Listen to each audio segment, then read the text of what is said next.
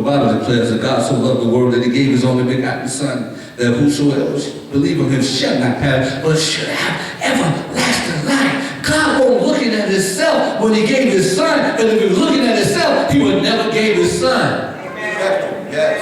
Because we didn't deserve it. But he wasn't looking at himself. He was looking at what we needed. And if we're going to walk in the pattern as Christ loves the church, because Christ didn't look at himself, he looked at us and stayed on the cross. When he had a right, the power, and the authority to come off the cross. The nails are not what kept him up there. It was his love for us. My God. And if his love for us kept him on the cross, can I talk to the brother? Then can't the love for the church for your wife keep you in the house? Well, go ahead, sir. Ain't get no baritones there. Yeah, go ahead, sir. Get no baritones there. Can't your love keep you in the house? Yeah, you may have to go on the rooftop every now and then. I've been there. But come off the rooftop and come back in the house. Your love can keep you there. Yes, sir. That's good, Pastor. Because love is like heating up a kitchen. Sooner or later, you heat it up high enough, then you're going to leave the kitchen or something's going to change. Go with me to 1 Corinthians chapter 7. 1 Corinthians chapter 7.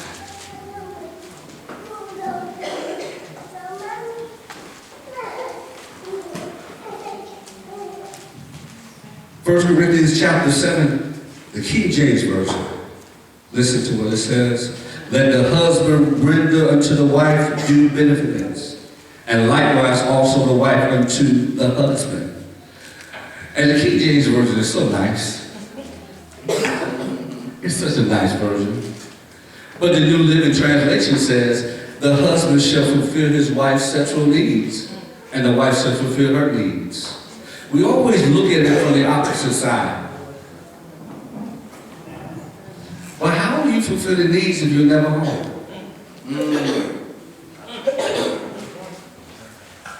How do you fulfill the needs if you're never spending time? Amen. How do you fulfill the needs if you're never romantic? Because when you look at that word, you think about the actual act. But if you know women, it takes a whole lot before you get to the act. Amen.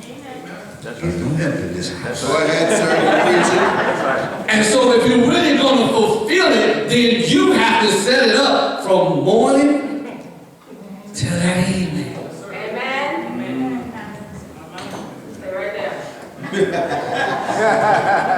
You better send a text, you better tweet, you better Facebook, you better do something. Email, send a postcard, play, however you need to get the message in. Go ahead. Early on during the day. And when you come home, cut the TV off, put the paper down and say, I'm just going to spend time with you. All right now. You are fulfilling that need that when you don't do that, you make your wife feel like a prostitute. Because you're just saying, I just want to do this act and get it over with. When you don't put the time in, that's how you make her feel. But when you put the time in, you make her the queen that she's supposed to be. And the Bible declares, as husbands, that's what we're supposed to do. Chronicles 3:19, you don't have to go there. It says, husbands, love your wife, be not bitter against them. That's the King James Version. But the Amplified Bible says, husbands, love your wives. Be affectionate, be sympathetic with them, and do not be harsh or bitter or resentful to them. I love the Message Bible. The Message Bible says this, husbands, go all out in love for your wife. Don't take advantage of them. Now, brother, can I ask you something? If you can go all out for the game,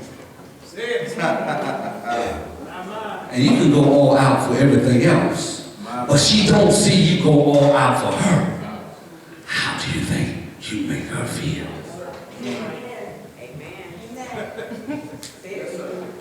You do cartwheels when football season is around. Flips when basketball season is coming on. I see you jumping over hurdles when baseball season comes around. But when it comes to her, you can't even cross the puddle.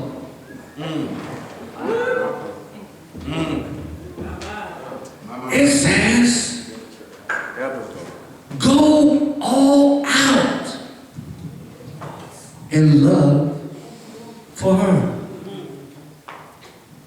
And if you do, she'll go all out in love for you. That's right. Because you cannot sow it and don't reap it.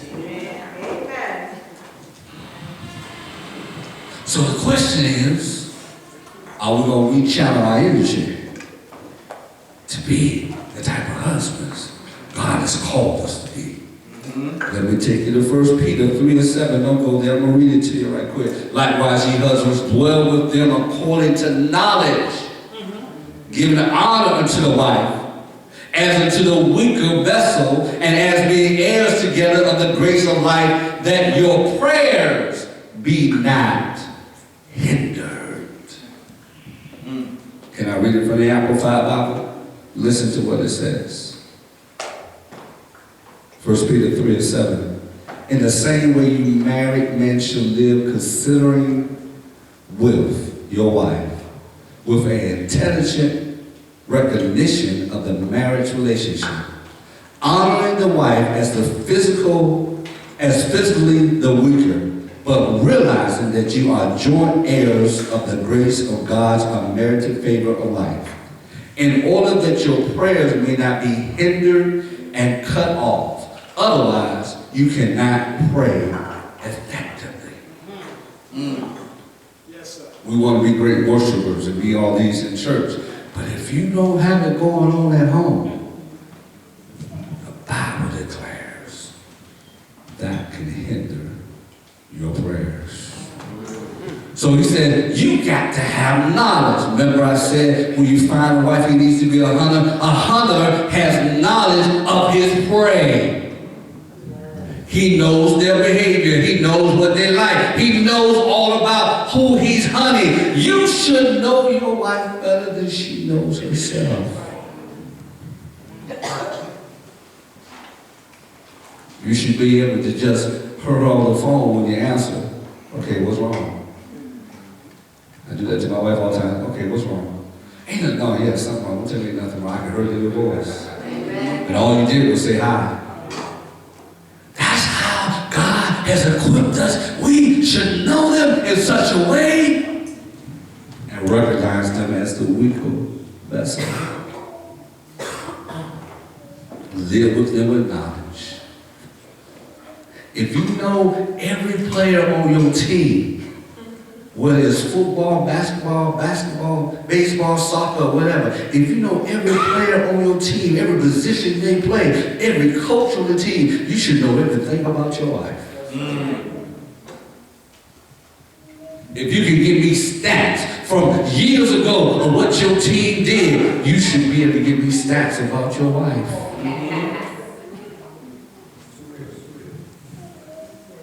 If you can do all that, you can transfer it to being knowledgeable about the one God has given you to live the rest of your life with. Yes. And so you should be able to come home with something. You know, I was just thinking about that. I was just thinking I wanted that.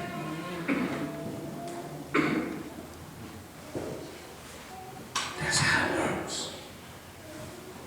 You got the Holy Ghost to help you. Keep it going. So you need to live with them with knowledge. Give honor to them as the weaker vessel.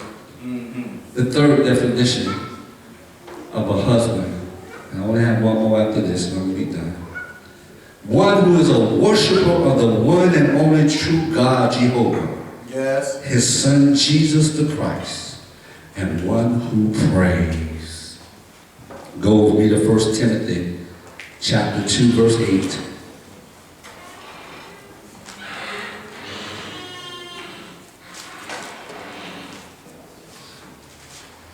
First Timothy chapter 2, verse 8. Listen to what it says. And this is Paul talking to Timothy. I will therefore that men, he said men pray everywhere, lifting up holy hands without wrath and doubting.